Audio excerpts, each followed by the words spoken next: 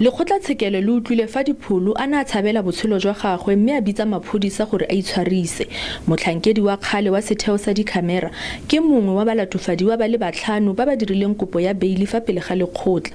Badiri ba kgale ba kgolegelo ya Mangaung e leng Senue Matshwara, Motanyane Masukela, Teo Makgotsa le Natasha Jansen ba tshwanetse go bontsha lekgotla gore ba tshwanetswe ke go bona beili. Mo tiragalong e sa tlwaelegang, molekane wa ga Bester, Dr. Nandipha Makudumana, o bolelletse lekgotla gore ga a kitla dira kopo ya beili jaanong. Moitseanape wa tsa molao a re Makudumana o na le tshwanelo ya go sa dire kopo ya beili.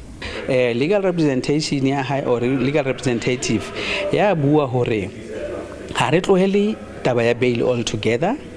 Hona le bopaki bo bong bo re nang le bona bo re batlang ho lo bo investigator kapa ho lo bo analyzer, so that at least e etse hore our chances ya hore re thole bail di be more.